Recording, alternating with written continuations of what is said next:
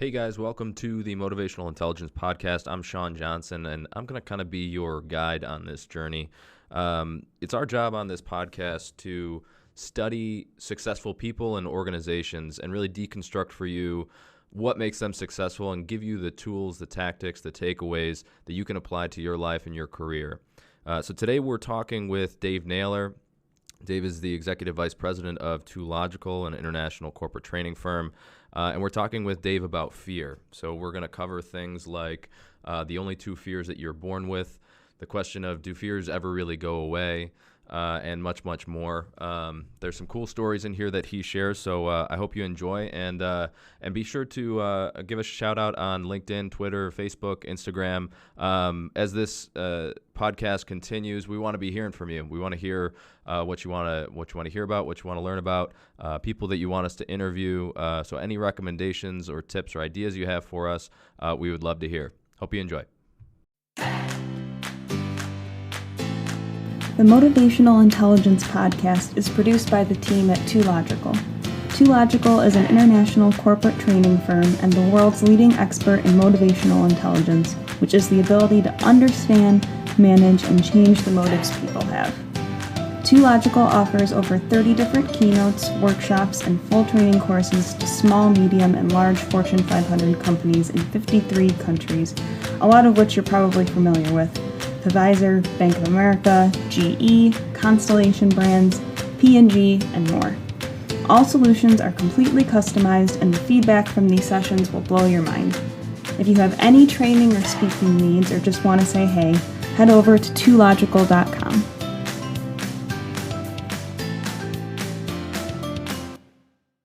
Welcome back to the Motivational Intelligence Podcast. I'm here with Dave Naylor, EVP of 2Logical. Dave, thanks for taking the time to hang out. Hey, Sean. Happy to spend some time. Cool. So what I wanted to kind of pick your brain on today was fear.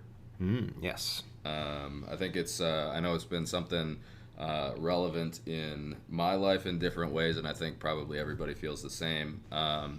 So kind of where I wanted to start was maybe somewhere kind of broad and just talk about why do you think understanding fear in the first place is so important or important at all to somebody that wants to succeed in life? Well, great question. First and foremost, I mean, we all have fears. They're obviously not all the same, but each of us, it ripples inside of us in different ways. But the other thing about fear that's important to understand, and I think plays a huge role in terms of an individual's success, is from a psychological perspective. There's two instinctual drivers of us, and every decision that we'll make in our lives is ultimately rooted in one of these two drivers. So the first driver is enhancement. So we will make decisions that we see will enhance our perception of ourselves, our opportunities in life, or how other people view us, right? And so we'll make decisions rooted in that, but we'll also make decisions rooted in preservation. So, if we see that by making this decision or moving in this direction, it's going to protect us. It'll protect the way we feel about ourselves. It'll protect our lives from sliding backwards, or it will protect us in terms of the way that people perceive us. And so that preservation side really is very much rooted in fear. So people make decisions that are driven by fears, and what psychologists have shown is that of those two instinctual drivers, preservation or enhancement, for many, many individuals, they're more driven by their preservation instinct than by their enhancement instinct. So they make decisions more rooted out of fear than really opportunity. Yeah, it's kind of like that the caveman instinct that everybody has going on. Yeah. Used to help you survive, but is not quite as useful anymore. And that's absolutely it. If you think about it, fear is a very, very deeply rooted emotion, and for centuries, it was really predicated our survival. It kept us from, being eaten by, animals and things that were vastly more powerful than we were. So it served a good purpose, that the reality is not too many people get eaten by dinosaurs anymore. So, so I don't know if it serves such a noble purpose as much as it is now, Yeah. No, and I think, I think that's true. And the other important thing I think to highlight is everybody has fear. Oh, and I think that's an easy thing for people to forget. Yeah.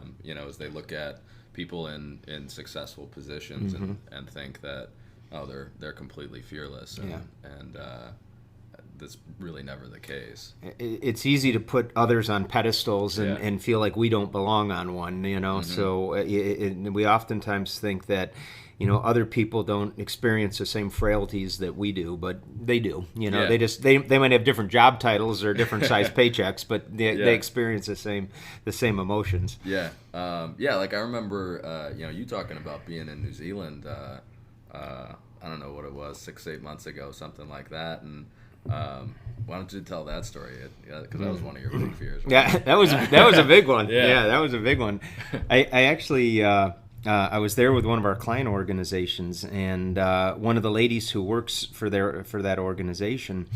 Prior to us going over, she asked me if I was a daredevil, right? Which is kind of an interesting, loaded question in hindsight. Yeah.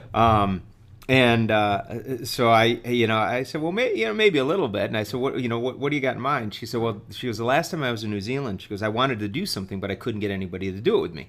And so she said, I was wondering if you'd be willing to. And I'm like, well, what is it? So in downtown Auckland, which is the largest city in the North Island of New Zealand, you can actually bungee jump off the tallest building in downtown. And so she sort of talked me into doing it. And as I've gotten older, I'm less crazy about heights than I used to be. So we, you sign all the waivers and you sign away your life and all that kind of stuff, and you go up. So she actually jumped off first, and then it got to be my turn. And so you walk out on this gangplank, and you're about 800 feet above the city. Yeah. And you're looking down, and I mean, it's literally, you're so high up you can't even see people and stuff like that. So I'm standing on the edge of this metal gangplank, and the guy behind me he's hooking up all the cables and all of that kind of stuff. And I remember I'm standing there, and he gets me all squared away, and he says, he goes, okay, he goes, I'm gonna count you down from 3, because on 1 I want you to jump, Yeah. So I'm standing there, and I'm holding on to these 2 metal rods to either side of me, and I'm looking down, and every ounce of my being wanted to turn around and walk back in, Right. And it's just 800 feet of air. Yeah, not that big a deal. And I'm sitting there, and I'm like, I could die today, and so it's funny the conversation you have with yourself in your head. So it's like, hey, Dave, turn around. This is stupid. Go inside, And then it's like, talking. And then the other side of me is like, Dave, if you if you turn around and walk in, you're going to kick yourself for it for the rest of your life. And then the other side of me is going, yeah, but the rest of your life might be really short if you.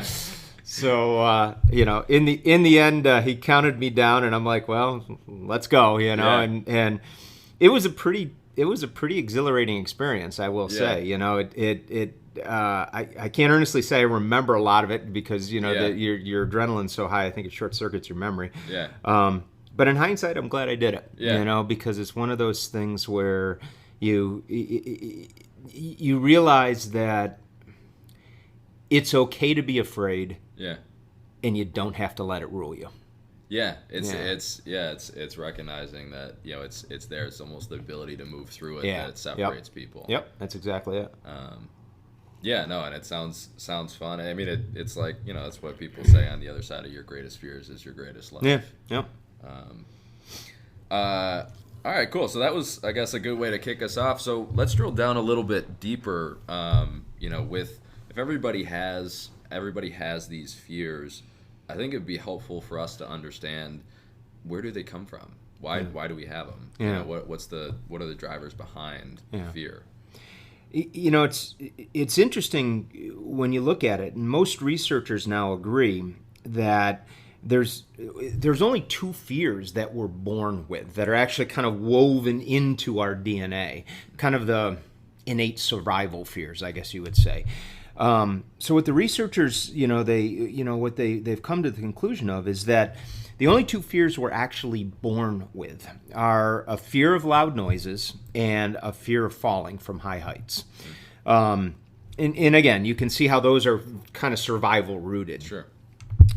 But then you stop and you think about all of the different things that people are afraid of. It's they're afraid of enclosed spaces. They're afraid of the water. They're afraid of spiders or snakes or those kind of things. Or maybe a salesperson's afraid of picking up the telephone or asking for an order or something like that. Sure.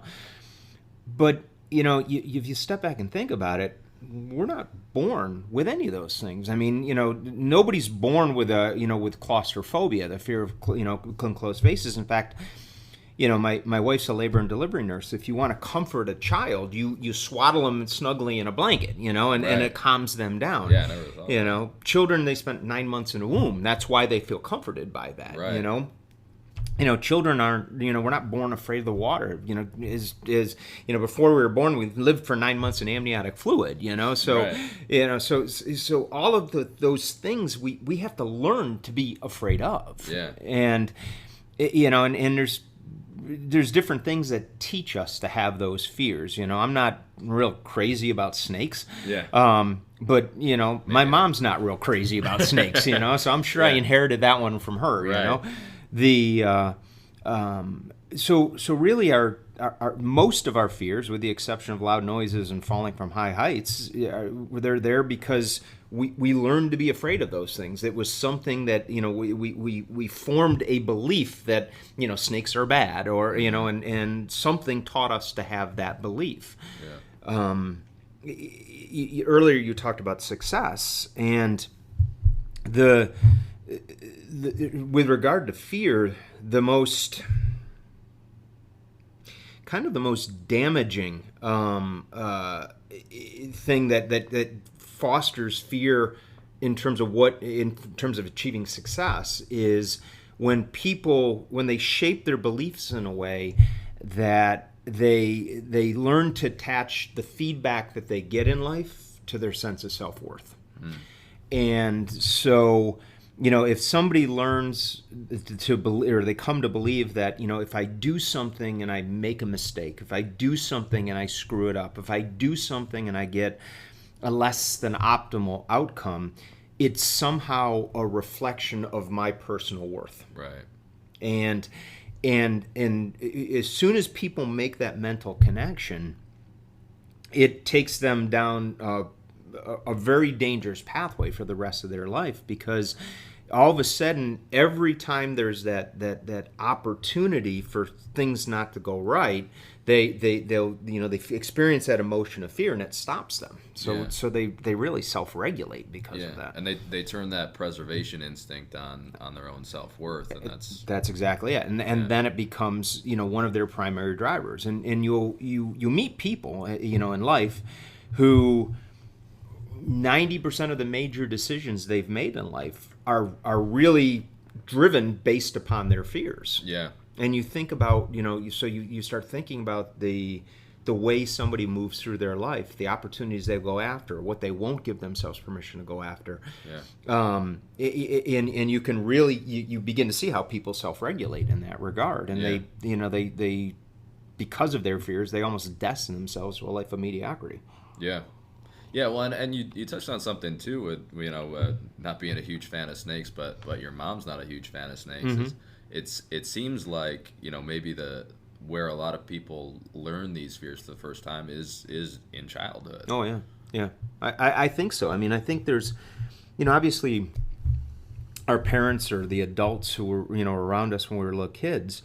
So much of the way we come to perceive the world as adults was really shaped by how they perceived the world. Yeah. And so it's, and so, I inherited my mother's, fear of snakes because of that. I remember years ago there was somebody shared me a funny story, about a little girl, she asked her mom, Mom, why do you always cut the end off of the roast before you put it into the oven? And so the mother responded, well, she goes, I don't really know. That's what my mother always did, And so a couple weeks later, they were over at the grandmother's house, and the little girl said, well, Grandma, why do you always cut the end off the roast, And the grandmother said, well, I don't know. That's what my mom always did, And so a few weeks later, they're with the great grandmother, and so the little girl, great grandma, why did you always cut the end off the roast? And the great grandma responds, because I never had a pan that was big enough to put the whole roast in. And so it just gets handed down from generation to generation and just accepted as fact, right? And nobody ever really steps back and questions it. And I think, I think fears get handed down generationally that way as well. Yeah. Oh yeah, definitely. So we all have these fears. We understand a bit more, why we have them, where they come from. Is there hope? Do they ever go away? No, we're pretty much all screwed, The interesting thing is that once those beliefs have been shaped around around those fears, they don't ever really go away. They will always be there. It's like a tattoo on our brain, so to speak, and so they will always be there. But the difference is they don't have to rule us, and that's what people they really have to come to understand is that just because my mom was afraid of snakes and she and I inherited that fear because she always talked about being afraid of snakes, it doesn't necessarily mean that I have to be ruled by a fear of snakes. And so I think it was I'm trying to remember which president it was. This is, do the thing you fear and fear will subside. Maybe JFK. Yeah, maybe it was. Yeah. So you will always experience that emotion, that kind of tingle, the butterflies in your stomach when you approach that fear. Yeah. But what happens is as we raise our awareness, we have the ability to acknowledge it, and you can have logic override the fear. Yeah. So it'll always be there, but you can override it with logic. Yeah. If you raise your awareness high enough to begin to recognize and really think it through. Yeah. Yeah. So let's drill down a little bit. How do we do that? How do we, because it's one thing to say, we can do it. We can, override it with logic, but it's another thing to put it into practice and actually do it. Yeah. Well, and this, you bring back to the quote from, I guess it was Kennedy. We said we'll go with that for now. We'll attribute it to him anyhow. Yeah. But do the thing you fear, and your fears, subside. You asked me earlier about bungee jumping off the building there, and I don't kid you. I mean, it was scary as hell. It was probably one of the scariest things I've done in my adult life. I gotta imagine. But if I was to go up right after that, it wouldn't have been as scary the next time. Yeah. And we have to realize that to a certain extent, probably no small extent, our fears are driven by our unknowns. And so, that first time I was standing at the edge of that building, I didn't know what was going to happen. And so that unknown, it inspires that emotion of fear, and then that fear paralyzes us. And so, what can we do to begin to overcome those fears? Well, I think part of it is to focus, even going back to the story, focus more on what you want than what you don't want. So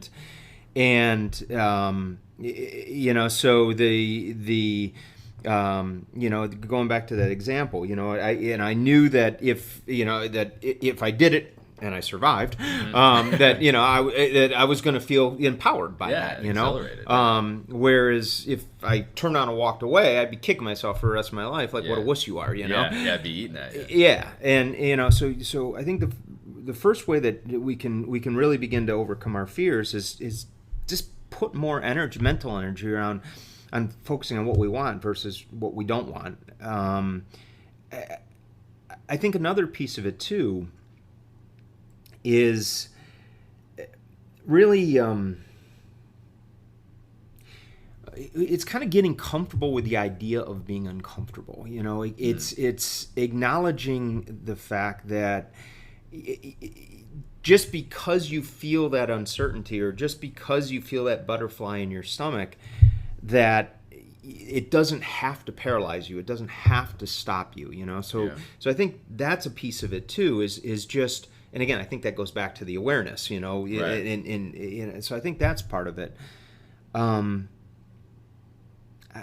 think a lot of people too. I mean, they're especially in the business realm, but probably in other areas of life too. That the fear of failure, the fear of having something not work out the way we want it to work out. That's in a lot of people is a very crippling fear, and so I think we really have to shift our perspective on failure. And if you look at a lot of highly successful people, I think they do that really well. They fundamentally look at failure through from a totally different perspective than what most people look at it as. And I guess maybe fourth way, in terms of helping us to move past our fears is I guess it's coming to terms with the unknowns of the what if kind of things and accepting or acknowledging that or maybe not putting as much weight on those unknowns.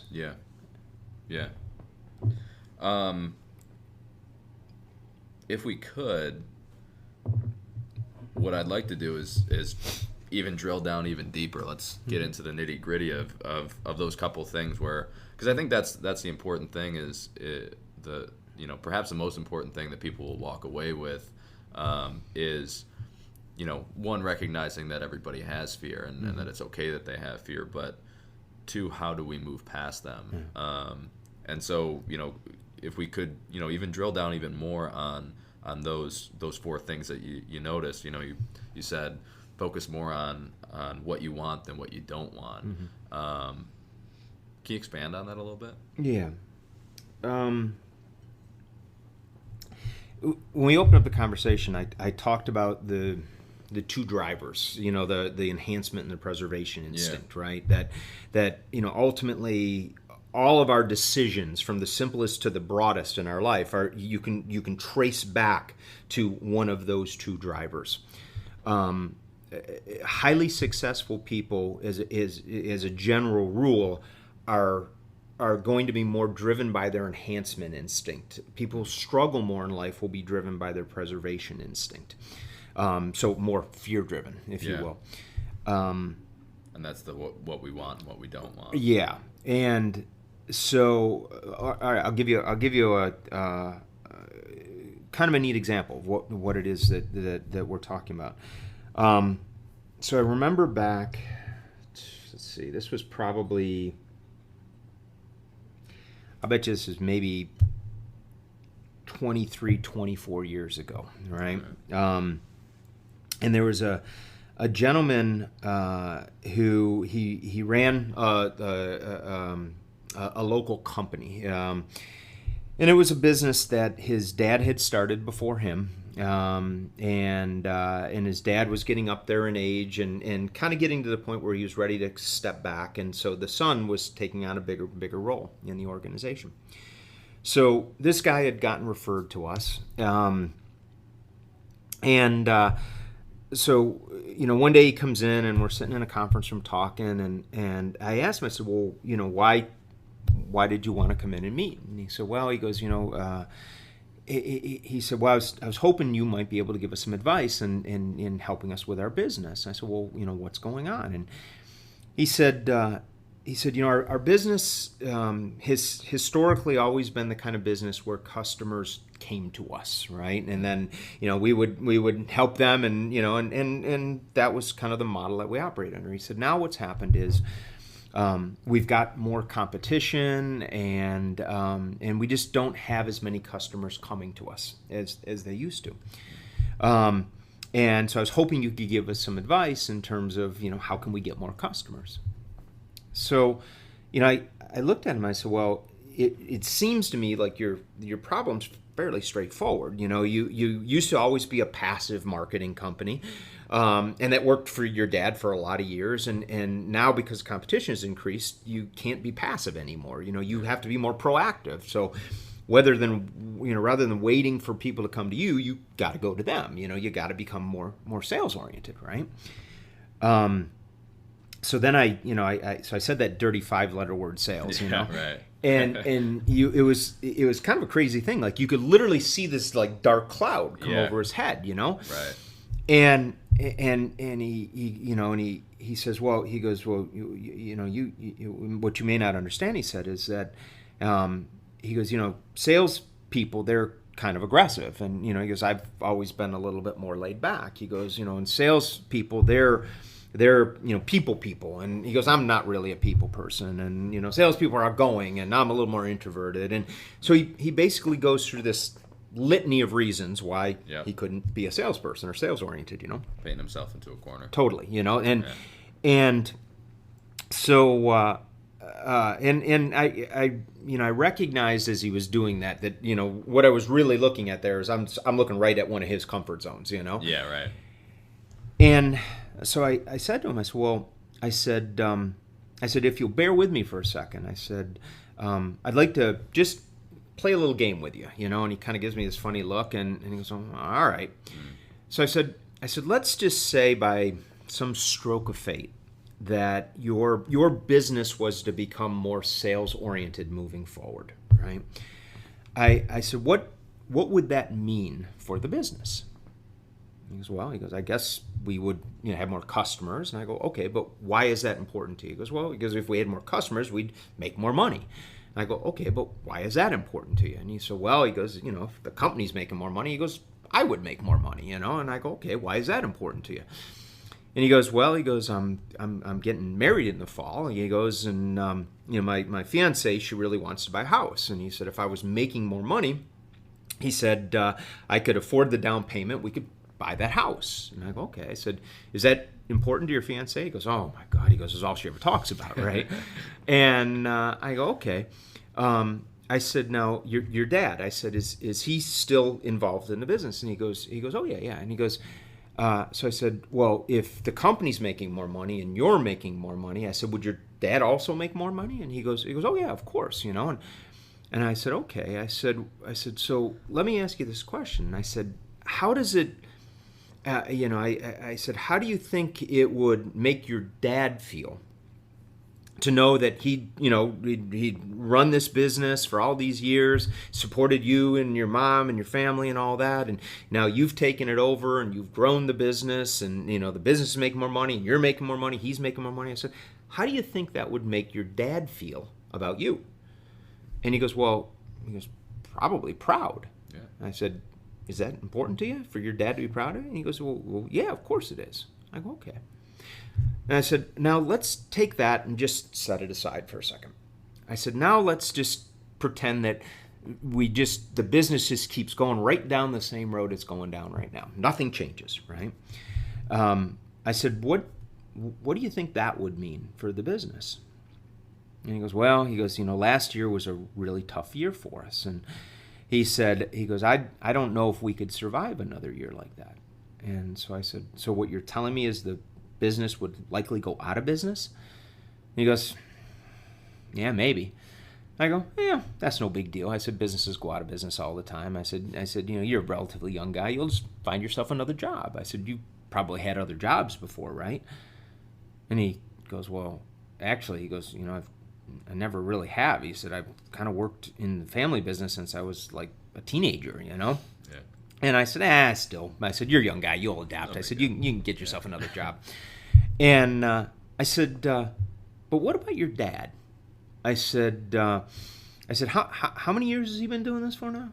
And he goes, about 38. And I go, oh, okay. I said, do you think your dad's got enough money to retire on? And he goes, I don't really think so. I go, oh, I guess that means that your dad would probably need to get another job too, And he goes, yeah, maybe. I said, after 38 years, do you think that would be easy for him? And he's like, I don't think so.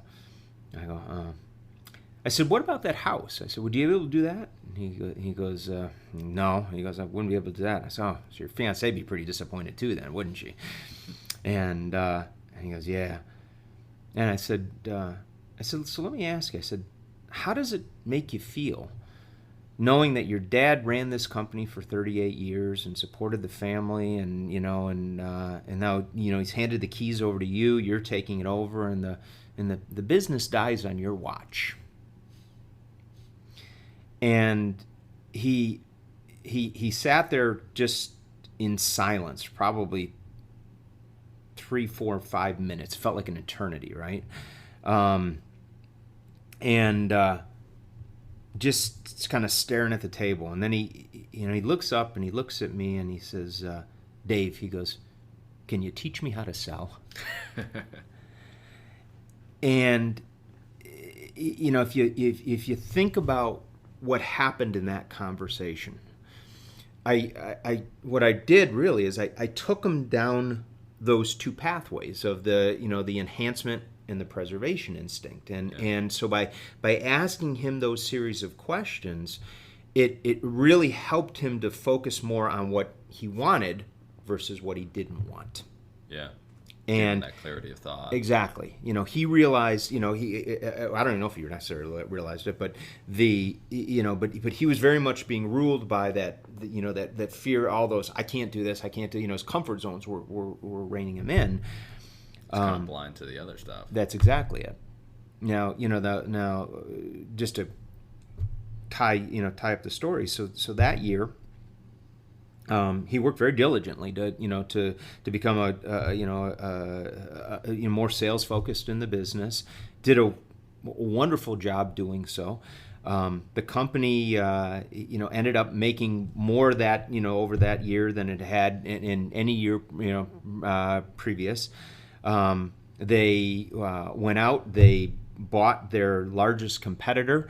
They ended up buying a factory to support the business, and both he and his dad made more money than they ever had in a year previous. But it all came in that moment of clarity.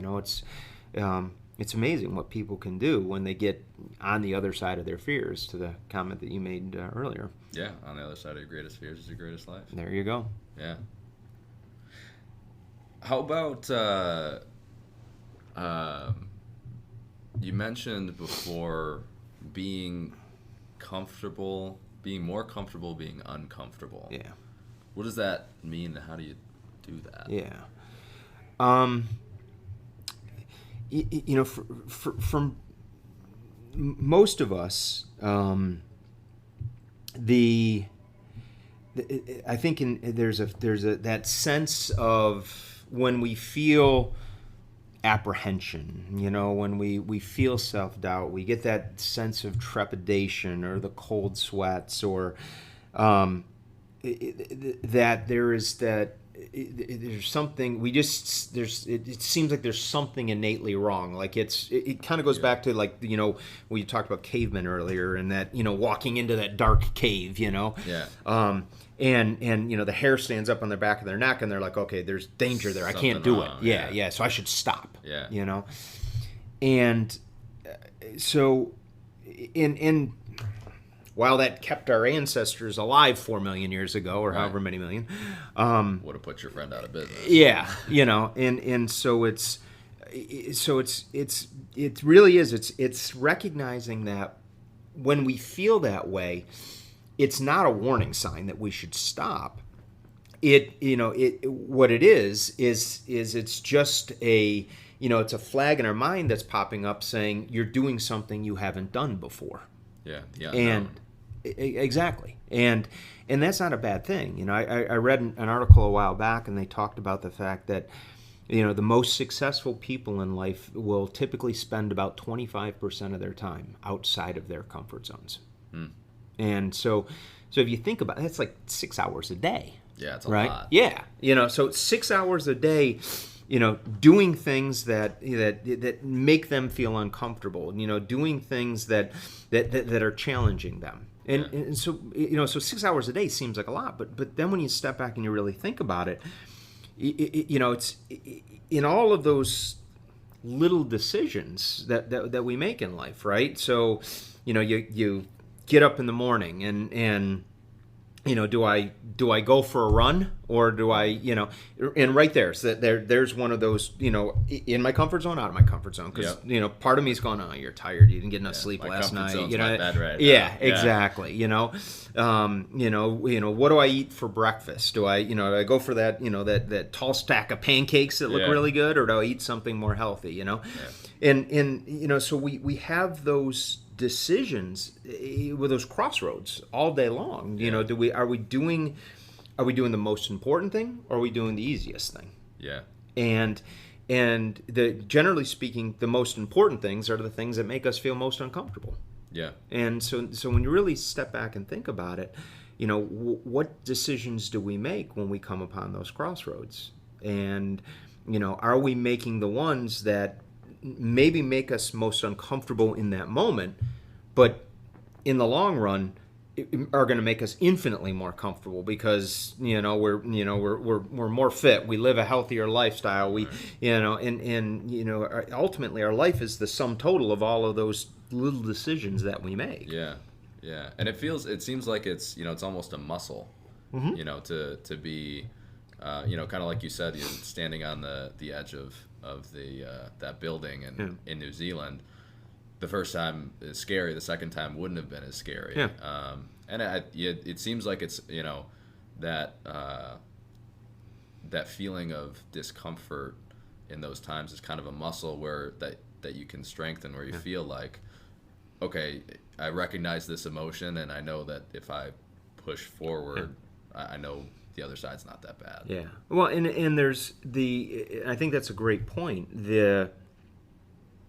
We're creatures of habit, and so the hardest time to go work out is the first time you go work out, or after you've fallen off the wagon, you're trying to get yourself back in there. But if you create the habit of getting in the gym consistently, there's not that big deal, and it almost feels bad when you don't go. Exactly. So I think you're absolutely right. It's the more you get into the habit of doing the things that maybe make you feel uncomfortable, the easier it is to start being comfortable in being uncomfortable. Yeah.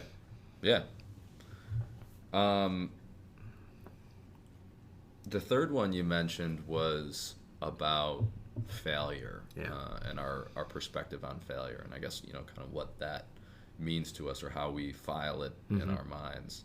What do you mean by that? If you go back and study, study inventors or entrepreneurs, and whether you look at a Thomas Edison or a Henry Ford or like a Thomas Watson who started IBM. In fact, I think Watson said, he goes, if I'm trying to remember his quote, if you want to know the formula for success, double your rate of failure. Yeah. And Thomas Edison, a reporter asked him, he documented more than 10,000 experiments in the process of making the electric light bulb work, right?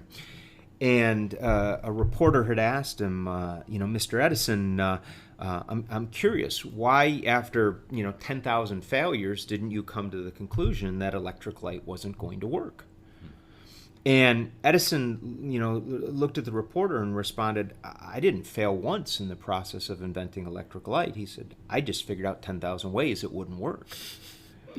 And you look in both of those examples, and the way that these individuals, they look at failure is, most people look at failure like there's a finality to it, and that it's the worst thing that could happen. Exactly, something to be avoided at all costs, and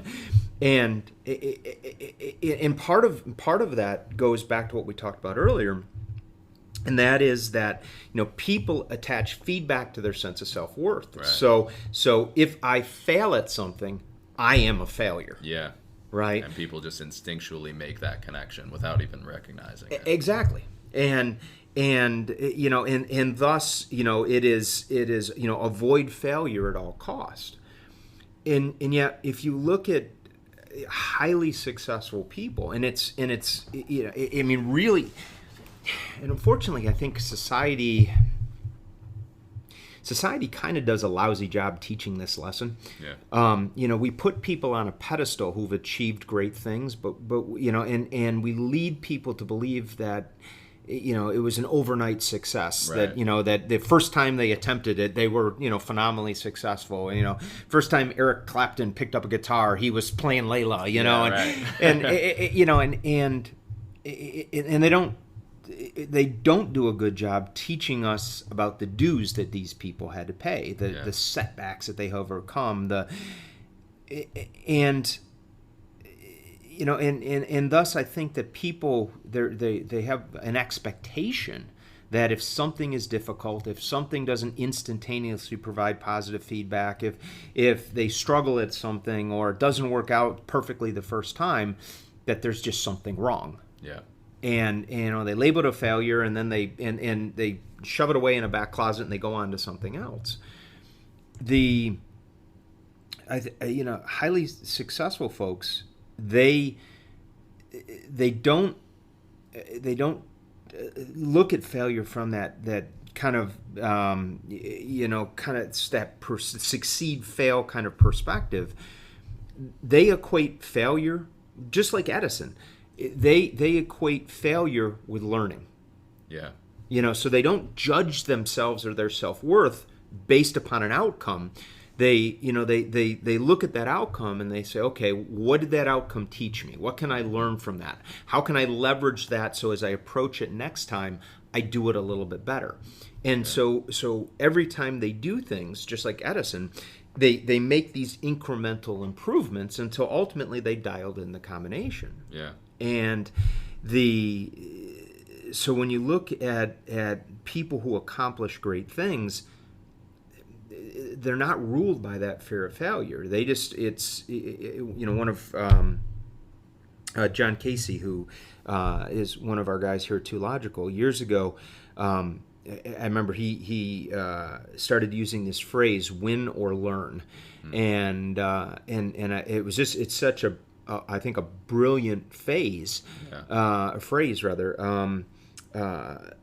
because every time we set out to do something, we either win or we're going to learn something that, as long as we stay on the pathway, we will win down the road. Yeah. And so much of success is really based on persistence and one's willingness just to keep practicing. Yeah. Yeah, no, I mean, Bezos at Amazon talks about that all the time. He talks, in all of his shareholder letters, it feels like every year he's talking about, the importance of experimenting and how if you know it's going to work, it's not really an experiment. Right. And it's okay to fail. Yeah. And the fact that we are failing at so many things is why we're as big as we are. And we don't encourage that in our society. No, you know, you just see Bezos on the cover of Forbes, and he built Amazon overnight. Yeah, and he could afford to give his ex-wife $36 billion. Right, you know, yeah, that's what you see more now. Yeah. But yeah, you don't. Society, it does do a horrible job at. Yeah. I mean, we should champion failure. You know, Yeah. we should recognize, applaud people that are willing to take the risk and try something, and then encourage them to just keep trying. And the crazy thing is, you think about what we do with our children when we're trying to teach our children to walk, right? Yeah. Right. And that's exactly what we do with our kids. Our kids fall down, and we go over and we hug them, and we encourage them, and we praise them, and Great job. So we so we do the right thing when our children are toddlers. Yeah. But it's like that, for some reason, that same lesson just escapes us as we get older, and whether we do it to ourselves or whether we do it to other people, it's we need to champion failure more as being a great thing. You tried. As long as you learned and you keep moving forward, then fantastic. Yeah, yeah. Well, yeah, and the one thing that comes to mind that I've learned from you and John and Joe and something that you guys typically do, and always reinforce, is that habit of self-reflection after. Whether it is, and it kind of fits into that win or learn, whether you did win or whether you did fail, walking through that process. I always laugh thinking about the story you tell about the first sales call you went on. Oh, God, yeah. That was painful. Sadly, I've had a lot of those painful moments. but it's and it's, and I don't... Judgment is one of those things that the older I've gotten, the more I've come to realize is one of the worst of human traits. I think whether we're judging ourselves or judging other people, we really have to look and I've made colossal screw-ups in my life, and embarrass myself more times than I can account, and it's easy to beat ourselves up and attack our self-worth and undermine ourselves based upon those things. But that doesn't get us anywhere. It doesn't help us to grow. It doesn't help us be any stronger. It just makes us be weaker. Yeah. Versus just really stepping back and looking at it and saying, okay, well, yeah, that sucked. I hope that never happens to me again. Right. And what can I do to make sure it doesn't? Yeah. And that's that win or learn side of things. And the more we reflect, which is a very underutilized human skill set, the better we get at that. And so just as we need to champion failure more, I think we need to champion reflection more. Yeah. Yeah, no, and I think, I even just want to echo again what you said about, judgment. Even thinking about if you to have a relationship with anybody else, whether it's a spouse or a friend or whoever, if you're constantly judging them or they're constantly judging you, you're not going to have a very good relationship. No. And I think, I think that's something that, probably people need to be reminded of and they get intuitively. But I also think the thing that they forget is the relationship they have with themselves. And you're judging yourself. You're not going to have a great relationship with yourself. No, because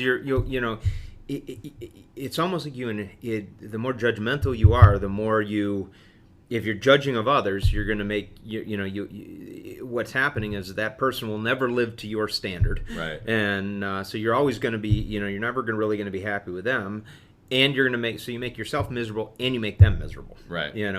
And I think the same thing's true. The more we stand in judgment of ourselves, is we just. It's like clipping our wings. We're not going to make ourselves happier, and we're just going to more and more, limit the opportunities or limit the risks that we will take in our lives. Yeah. And we recognize with risk comes reward. And so if someone's not willing to try things, then they're not gonna get the rewards in life. Yeah. All right. How about the fourth? You mentioned getting to know our unknowns. Yeah. We talked earlier about how so much of fear is really rooted in those unknowns. You look at somebody from a business perspective, and they're not willing to try something because they're sitting there going, well, if I screw this up, what's going to happen to me? Am I going to look like an idiot to myself, my peers, to my boss? Am I going to get yelled at? Am I going to get fired?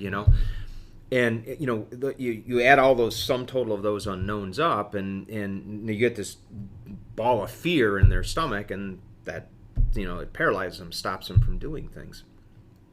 So there's a great quote from I think it was from J. Paul Getty. So Getty was like an oil wildcatter back in the early part of the 1900s, and he was asked about his the secret to his success, basically, and he said I take the time to think about what is the worst possible thing that could happen here. Mm-hmm. He said, and then I put energy around making sure that doesn't happen. Mm-hmm. And so I think getting to know our unknowns is really just like he was doing, just what really is the worst thing that can happen. Yeah.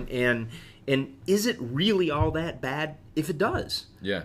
Because a lot of times I think we amplify the magnitude of these things way beyond what the reality of the outcome is, We build them up emotionally in our heads without, rationally actually thinking through what we're even afraid of or what that would actually mean. Yeah, yeah. And then that emotion just trumps all, Yeah. It's so, for us to just sit back and really ask the question, what really is the downside? Is it really that bad? Yeah. Relative to what the potential upside is. Yeah.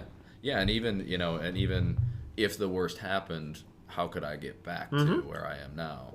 And it's usually not as dramatic of an endeavor as people think. Exactly. And so just taking the time to really think it through. But a lot of this, again, it goes back to how do you override the emotion of fear? Well, it comes back to really beginning to use some logic around it. Yeah. And that we talk about that all the time in terms of the training side of things, that our thoughts and beliefs drive our actions drive our results, and in between those, the thoughts and beliefs and the actions lies our emotions. Yeah. And there's it's what is the root cause of our emotions? What is the motive that makes us feel fear? Yeah. And so if we really can begin to wrap our head around that side of things, that's how we begin to control our emotions. That's how we override the emotion of fear. Yeah. Yeah, if the motive for fear is an unknown, the more we're able to make it not an unknown, exactly, the less fear we have. Yep, that's exactly it. Yeah. So let's talk about what fear looks like. Like how do we know it when we see it? Whether it's how does it show up at work, or how does it show up at home, or how do we know when we see it? Of course, we travel around the world and working in organizations, and fear is really it is the single greatest factor that creates organizational drag. It's the organizations can have the best of intentions. They can have the greatest of strategies or the most phenomenal of products, but still struggle in implementing or executing. And the biggest root cause of that is fear.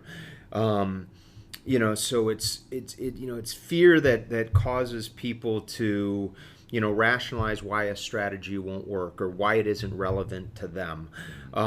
It's fear that causes people to say that goals are unrealistic.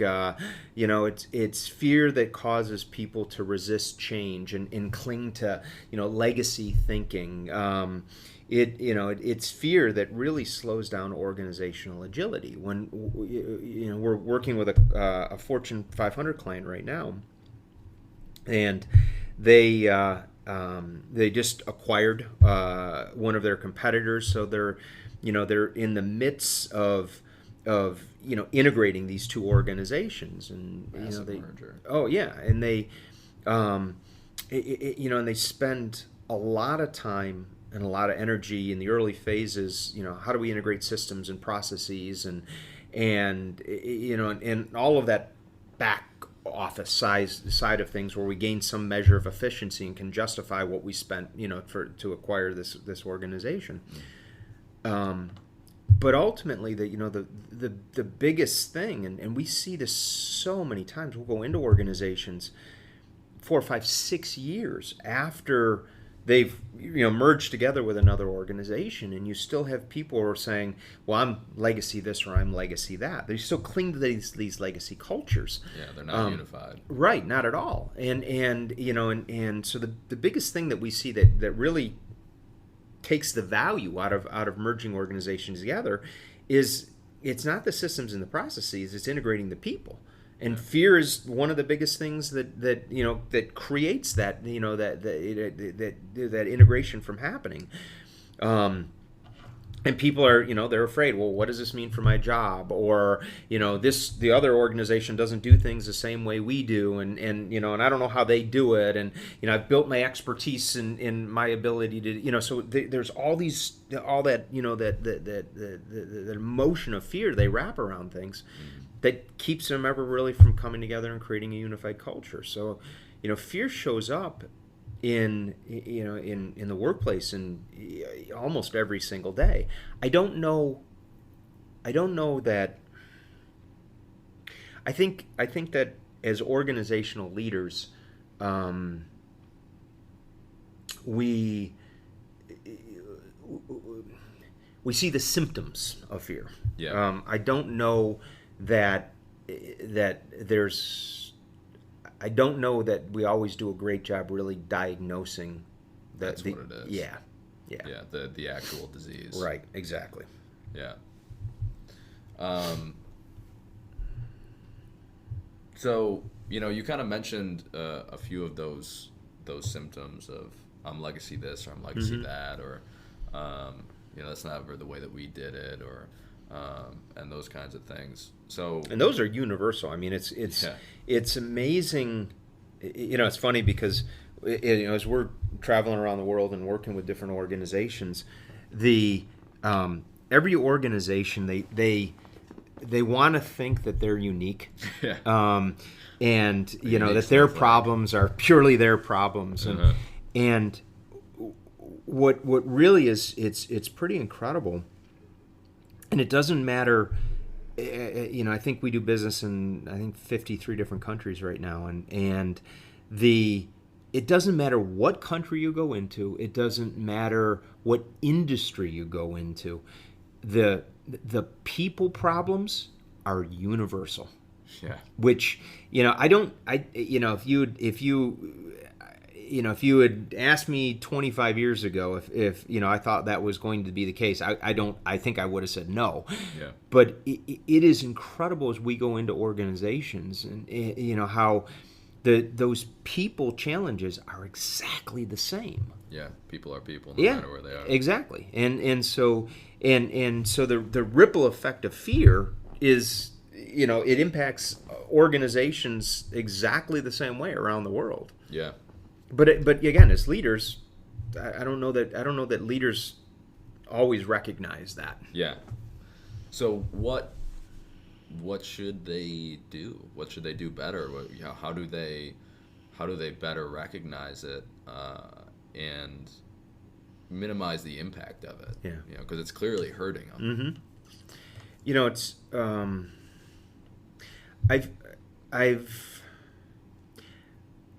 I've seen different leaders approach it, in different ways, and obviously some better than others. One of the things that, over the years, I've asked a lot of folks in groups to tell, kind of tell me about the great leaders that you've had in your past. Who's that person who stands out in your mind, made the biggest difference in you, and one of the universal themes that people will come back with as they talk about the best leaders they've had in their past is they will talk about how that leader created a safe environment, how they knew that leader had their back, how they that there was that safe space to try things, so that you didn't have to be so fearful. I remember there was a gentleman at Pfizer years ago, and he had a wonderful talk track that he would always use with his when he had a new person that came on the team, and he would sit down with the person. And he'd say, "Well, now that you've joined our team," he goes, I want you to know something about the team." He said, "Our team is all about learning."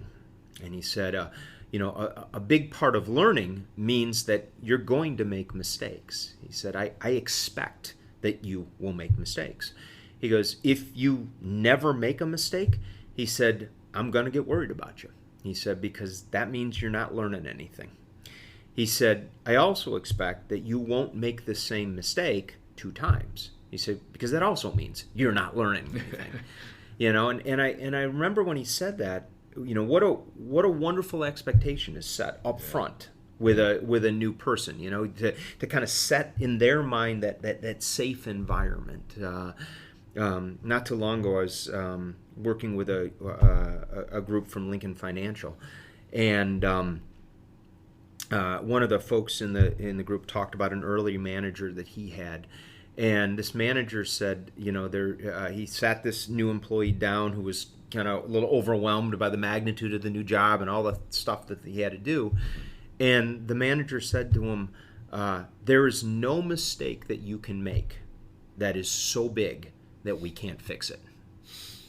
And he said, and he goes, it just gave me a level of comfort, in my early phases when I was overwhelmed, And so I think that, one of the things that the greatest of leaders do is they set the right expectations up front, and they let people know that,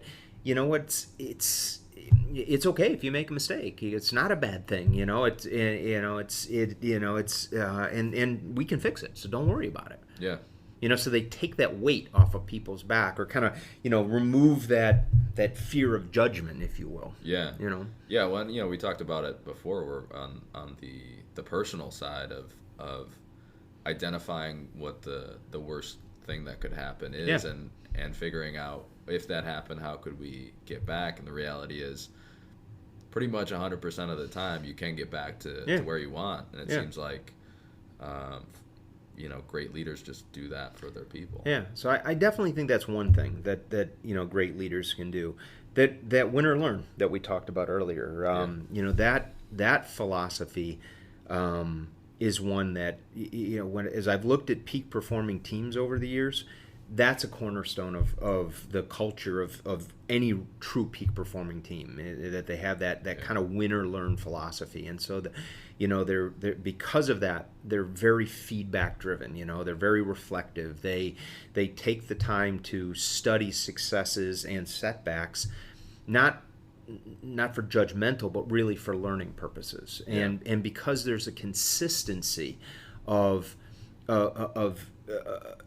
studying and feedback and reflection, people they gain a comfort level with that. So I think that's a big thing that leaders can do.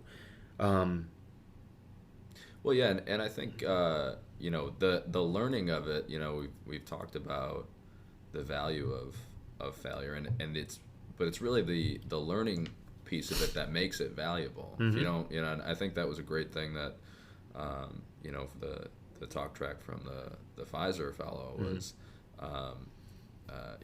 I expect that you'll make mistakes, but I also expect you won't make the same mistakes twice, and that means you're learning, and that learning piece is really what makes the failure valuable. Exactly. And that's where it's when people struggle with fear, when they attach that feedback to their sense of self-worth, so they are very rooted in the judgment side of things, and if you focus more on the learning side of things, you kind of break that judgment side, right? Because whether it was a screaming success or whether it was a dismal setback, there's still a positive outcome that comes as long as you learn. And so I think that's a piece of it. There was, it was interesting. I was talking to an executive up in Canada here not long ago, and she is has a daughter who's in school, and she's a big fan of Carol Dweck. And so exactly, wonderful book, and she made a very interesting comment, or an interesting insight that she kind of pulled from studying the work that Carol had done, and she talked about the importance of rewarding effort and not just success. Yeah, and I think that plays a role in it too. If it's if all we do is reward when somebody has that phenomenal outcome, if they're going down a pathway and that phenomenal outcome isn't looking very promising, they stop, and they don't put in more effort. And I think as whether it's as parents or whether it's as leaders in the business realm, what we really want is we want effort. We want constructive effort, and because we recognize that if somebody puts in enough effort, the success there's a certain inevitability to it. Right, they'll get there. Exactly. And so I remember when this lady was talking about it, it really resonated with me that we need to, as leaders, we need to put more weight on recognizing the efforts as well as the successes, but not just the successes. Yeah. And Charlie Munger talks about the importance of incentives in business, and you should probably be spending twice as much time on incentives as you are right now, and I think that applies to the specific metrics and things like that, but I think there's also the emotional incentives. The motives of I want that positive feedback, and if all your the only incentive is the actual outcome, then people will give up. Well, I mean, if you look at what the studies show, and there's been no shortage of studies that are that talk about what people want or what they value in in terms of their the business side of things, and every study I've seen, it talks about that, kind of that emotional compensation as having every bit as much weight, if not more weight, than the monetary compensation. Yeah, I think particularly with the millennial generation, Gallup has study after study about how they're seeking that sense of purpose, and they're seeking more coaching and mentoring, right? And they're seeking that continuous feedback. Yep. And therein lies the emotional compensation, So it's whether it is recognition, or whether it's the additional coaching efforts and those types of things. That's the emotional compensation side of things, and I think you're absolutely right. Yeah. There was a lady. She was a chief marketing officer of one of our technology clients, and I remember she shared a story with me early on in her career. She talked about she'd been put in charge of this big project where they were doing a large mail campaign, and so they had like 300,000 mail pieces they were going to drop, and so she had gotten everything coordinated and everything, and they printed these they printed up the mail pieces, and on the night before the drop was supposed to go out, she grabbed one of those mail pieces and she looked at it and she realized that they had put the wrong 800 number on it. Yeah. And so she said, I was horrified to realize that, you know, that had fallen through the cracks, you know. And she said, I thought that my career in marketing was over on, you know, on that evening. And so she said, so it was great trepidation. She, you know, goes into her boss's office and points out the mistake. And she said, I was firmly ready to be fired, you know. Yeah. And, she said, my boss, you know, just looked at it and said, okay, so what can we do to fix this now? And I remember her telling the story, and she said, you know, she had such a calm and measured response, you know, whereas inside of me, she's freaking out, you know, out and her bombs are going off. Yeah, exactly. And she said, and you know, because she was so like, okay, well, what do we got to do to fix it, you know? Matter of fact. Yeah, and she, you know, she said, so we sat down, we kind of brainstormed about, you know, what we could do, and ultimately she said we came up with a solution, and, you know, and it worked out okay. But she said, you know, she goes, it taught me a ton from a leadership perspective of how when we as leaders respond certain ways, it impacts that, you know, kind of the how our people feel about things. The emotional transferability. Exactly, you know, and so I think you know, another thing that as leaders we can do is just consciously remain calm. You know, and don't freak out if something goes wrong, because they're already freaking out. You know, you can be pretty well assured of that. Nobody likes making mistakes. Exactly. And if we freak out, then we just double down the emotion, you know. But to have that measured response and to go, okay, well, it is what it is. We can, you know, what can we do? Yeah, and I think that's the brilliance of it is, you know, not only the calm, but okay, how do we fix it? You know. What's the next step? Exactly. And because that's really all that matters, you know. How do we fix it, and how do we make sure it doesn't happen again? Yeah. Getting all upset doesn't do anything other than piss everybody off. Yeah. So I think, you know, I think that's another thing we can do, and I think too, as leaders, you know, we have to be mindful of when we're thrusting our people into their comfort zones. You know, and so if we're going to, you know, we have to acknowledge the fact that everybody has comfort zones. We have to acknowledge the fact that everybody has fears.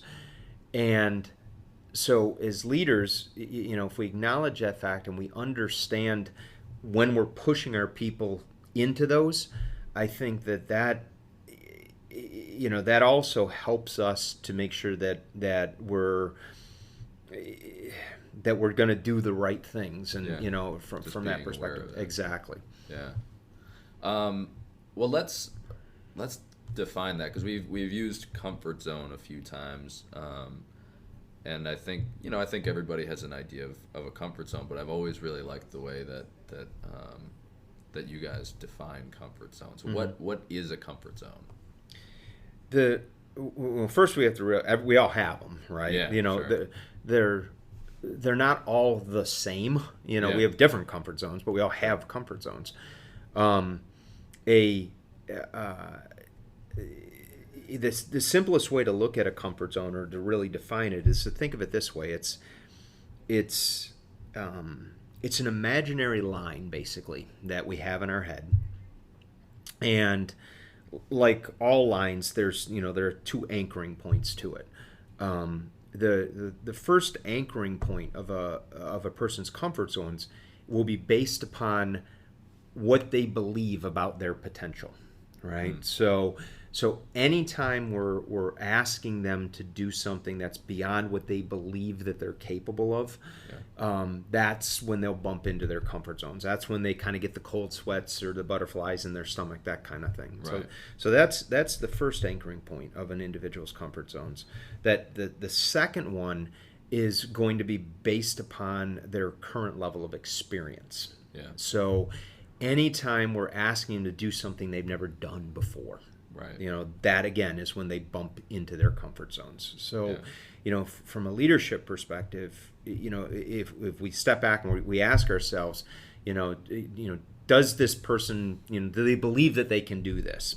That's a little harder to define. You get a sense from people, but it's, certainly have they ever done it before? That's very easy for us to define. Right. And to recognize that, anytime we run them up against those two things, they're going to have that sense of trepidation. Yeah. Well, yeah, and I think, it's important too, like, we kicked off this conversation talking about everybody has fears. And so for that second point, if it's something that you haven't done before, regardless of how you feel about your potential, if it's something you haven't done before, you're gonna feel that sense of fear. You're crossing that comfort zone. It's exactly, it's innate. And I think if you look at the best of leaders, and this is one of the other great things that has come out of being able to interact with leaders around the world. So often, just as, people talk about how great leaders have created a safety zone for people, or that they always had their people's back. One of the other things that folks will consistently say about the greatest of leaders they had in their past is that, those great leaders had that overwhelming sense of belief in the individual, and that. And they kept encouraging people. They kept saying that, hey, I believe in you. I know you can do this. Yeah. And if you really step back and think about it, that speaks to that second side of a comfort zone. Sure. It's based upon experience and belief and potential. Yeah. So great leaders are constantly working to stretch what their people come to believe about their capabilities, by encouraging them, by reminding them of the times in the past when they did something that they didn't think they were going to be able to do, and yet they did it well. And so I think if you look at great leaders, they're always working those 2 points, kind of pushing them out in people's minds, so that they're expanding people's comfort zones. Yeah. It's it's the first one being that the current level of experience where everybody's going to feel it. It seems that it's that second one that differentiates people. Yeah. Well, what their level is of belief in their potential, that's what differentiates people, and will ultimately determine, do they actually step outside the comfort zone, or do they freeze right at the edge? Yeah, that's exactly right. Yeah, and that's what. And I guess that's really what people see in those great leaders, or whether it's a coach, or whether it's whether it's a leader in a business realm, or even just a parent, who is just constantly reminding their children that of what they're really capable of, and what their true potential to learn and to grow and is, and that is the. We talk about it in terms of unlimited potential, or that unlimited ability to learn. Yeah. And that is, one of the greatest gifts that a parent gives to a child, or a leader gives to a person on their team, is really that gift of belief, that the acknowledgement, or the reinforcement in the fact that you can learn this, you can do this. It's not going to be easy, it's not going to be effortless, it's going to take practice, there's going to be setbacks, but as long as you stick with it, I know you can do it. Yeah.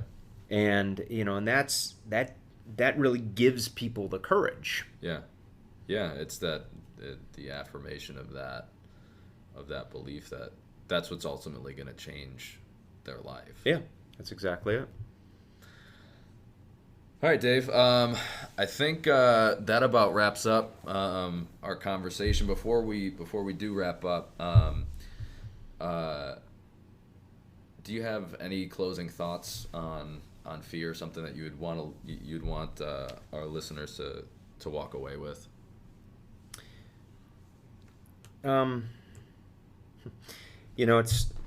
It's funny, and as we're sitting here talking about the topic today, I've been kind of going back to the crossroads in my life where I was at those points in time where I was uncertain, or where I was fearful, and I remember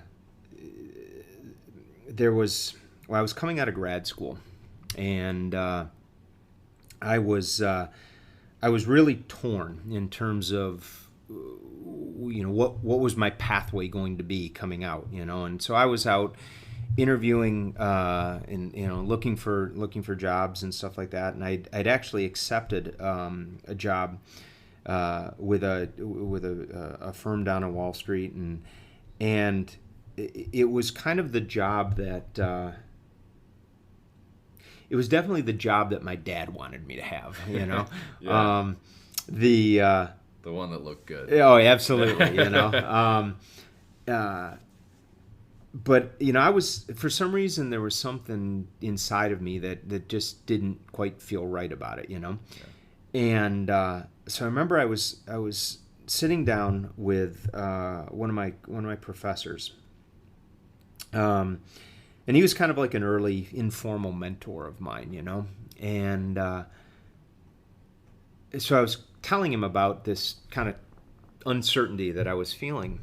And he'd been a successful entrepreneur and had started a number of companies, retired, and now was teaching as a way of kind of giving back, And so we're sitting in his office and we're talking, and he asked me, he goes, "Well, Dave," he goes, "if you could do anything at all," he said, "what would you do?" Love that question. Yeah. And I sat and I thought about it, and I said, my dad was an entrepreneur. And he was kind of my role model as I was growing up. And I said, in the back of my mind, I always thought that I'd like to, start my own company. And so he goes, "Well, why don't you do that?" Right?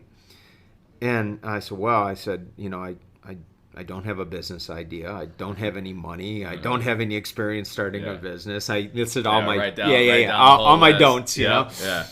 And he gave me a wonderful piece of advice, and one that has been applicable countless times in my life. He said, Dave, he goes, one of the things I've learned in my life, he said, is that there are going to be times in your life where you're going to want to do something, and he goes, at times you will have gathered all the data and all the facts and all the information, and at other times you won't have that, but you just want to move in a given direction.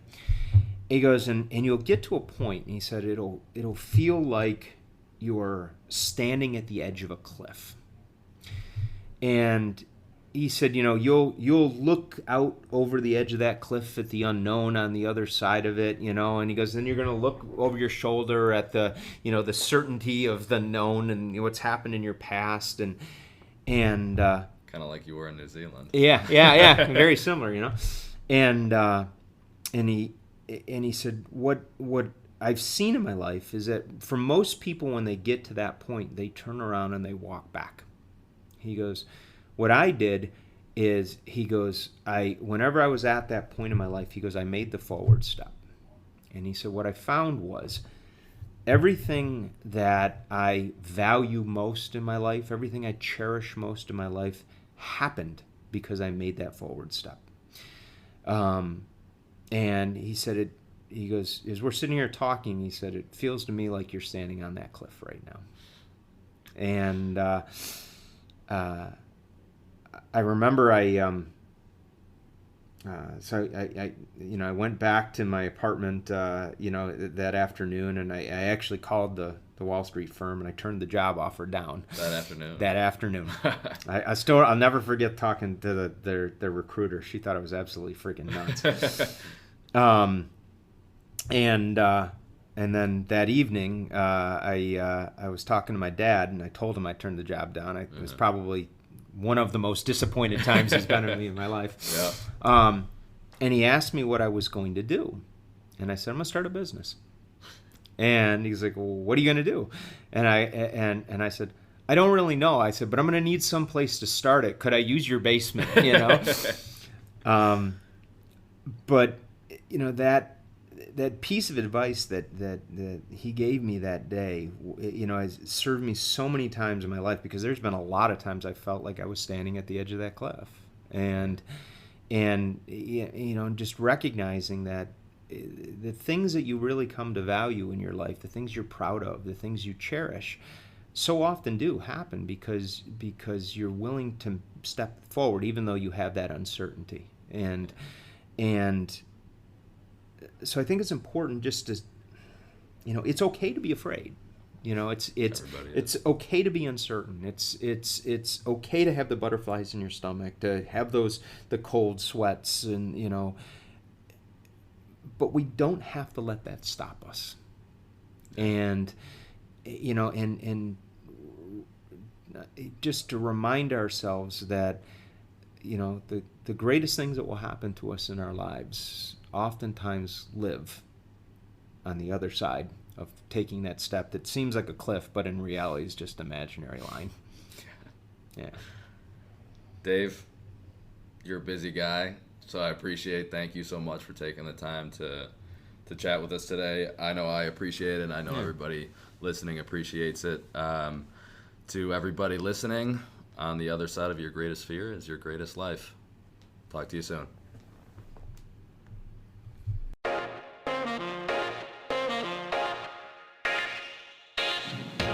Hey guys, one more thing before you take off. This is Motivational Intelligence Insider. It's just a very short, exclusive email every Monday that comes from Dave, John, and the guests on this show.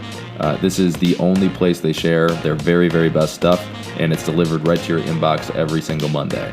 This could include exclusive tips for upping your game, articles they're reading, videos they're watching, stories from the road, and on and on. It's the best way to kick off your week, and this content comes directly from Dave, John, and the guests, and is only available to subscribers of Motivational Intelligence Insider. So if you want these guys and gals to email you their best stuff, go to 2logical.com/insider. That's the number 2logical.com/insider, and drop in your email. And if you do, I hope you enjoy.